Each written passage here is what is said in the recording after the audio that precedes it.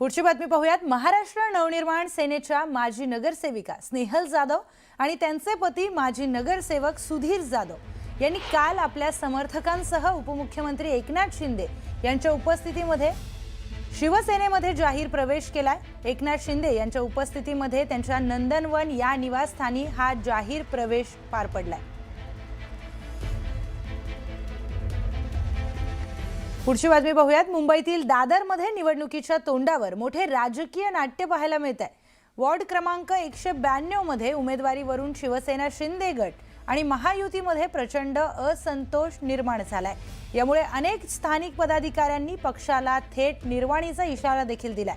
मनसेने या वॉर्डमधून यशवंत किल्लेदार यांच्या नावाची घोषणा केल्यानंतर राजकीय समीकरणं ही वेगाने बदलली। मनसेच्या या खेळीला प्रत्युत्तर देण्यासाठी उपमुख्यमंत्री एकनाथ शिंदे यांच्या शिवसेनेने ठाकरे गटाचे माजी विभाग प्रमुख प्रकाश पाटणकर यांना मध्यरात्री पक्षामध्ये प्रवेश दिला। त्यांच्या पत्नी प्रीती पाटणकर यांना तातडीने उमेदवारीचा एबी फॉर्म देखील बहाल केलाय।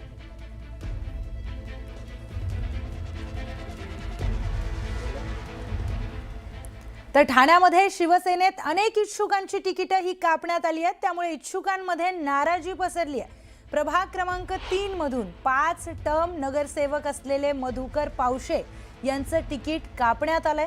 ठाण्यामध्ये इच्छुक शिवसैनिकांची नाराजी दिसून आली आहे। इच्छुकांची तिकीट कापण्यात आल्यानंतर नाराजी नाट्य पाहायला मिळालं।